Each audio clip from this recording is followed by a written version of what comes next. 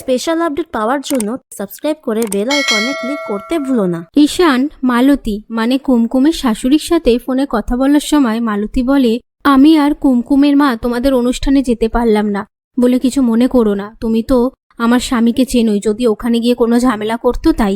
ঈশান বলে, আপনার স্বামী কোথায়? মালতী বলে, সে তো নেশায় চুর হয়ে ঘুমোচ্ছে। ঈশান বলে, কুমকুম বাড়িতে নেই, ও কোথায় গেছে খুঁজে পাচ্ছি না। মালতী বলে, আমার ছেলেটা তো তার বাপের মতো, কোনো অংশে কম ছিল না, ওর ফুলশয্যা নিয়ে একটা ভয় আছে, এই কারণেই হয়তো বাড়ি থেকে বেরিয়ে গেছে।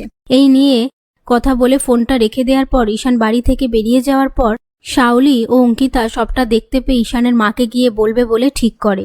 ফুলশয্যার রাতে ঈশান কেন বাড়ি থেকে বাইরে চলে গেল। ওদিকে ঈশান গাড়ি নিয়ে কুমকুমকে খুঁজতে যাওয়ার সময় কুমকুম যে ফ্যাক্টরিতে গেছে সেই কথা মনে করে ফ্যাক্টরিতে এসে দেখে কুমকুম জুতো তৈরি করছে। তখন ঈশান কুমকুমকে ডাকতে থাকলে কুমকুম ভয় পেয়ে আচমকা হাতের মধ্যে সূচটা ফুটে গেলে ঈশান কুমকুমকে ইশারায় রক্তটা বন্ধ করার জন্য আঙুলটা মুখে ধরে রাখতে বলে। এরপর ঈশান কুমকুমকে বাড়ি ফিরে যেতে বললে কুমকুম বলে, আমি বাড়িতে যাব না, আপনি ফিরে যান, ওই ঘরটা ফুল দিয়ে সাজানো, আমি একদম সহ্য করতে পারছি না। ঈশান বলে, কেন? তোমার তো ফুল পছন্দ জানতাম।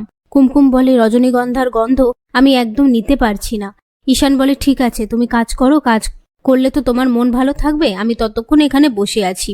তার মধ্যে ঈশানকে মশা কামড়াতে থাকলে কুমকুম সেটা দেখতে পেয়ে বলে, চলুন আমরা বাড়ি যাব। ঈশান বলে, ঠিক আছে, তাহলে সুচ সুতো নিয়ে নাও, যখন আবার মন খারাপ করবে আবার না হয় কাজ করবে। এ কথা শুনে ঈশান ও কুমকুম একে অপরের দিকে মুগ্ধ হয়ে তাকিয়ে থাকে। এরপর বাড়ি ফেরার সময় ঈশান কুমকুমকে বলে, দেখো তোমার পাস্ট কি আছে আমি তোমাকে জিজ্ঞেস করব না, তোমার যখন আমাকে বলার প্রয়োজন হবে তখন বলো। কুমকুম বলে, আপনি আর কত সমস্যায় পড়বেন আমার জন্য। ঈশান বলে, বললাম না তোমার আমার বলে কিছুই না, আমরা দুজনে পার্টনার। ওদিকে ঈশান যে বাড়িতে নেই সেই নিয়ে ঈশানের মা ঈশানের আম্মাকে কথা শোনাতে থাকে। সেই মুহূর্তে ঈশান ও কুমকুম বাড়িতে এসে দেখে তাদের না থাকা নিয়ে বাড়িতে ঝামেলা হচ্ছে। তখন ঈশান কুমকুমকে বলে, আমি যা বলবো আমার হ্যাঁতে হ্যাঁ নাতে না বলবে। তারপর তারা ভেতরে আসলে সবাই মিলে ঈশানকে জিজ্ঞেস করে, তোরা কোথায় গিয়েছিলিস? ঈশান বলে, আমরা একটু বেরিয়েছিলাম। পাশ থেকে শাওলি বলে, তুই তো একা বেরিয়েছিলি। ঈশান বলে, ও তার মানে পুরো ঘটনাটা তুই পাকিয়েছিস?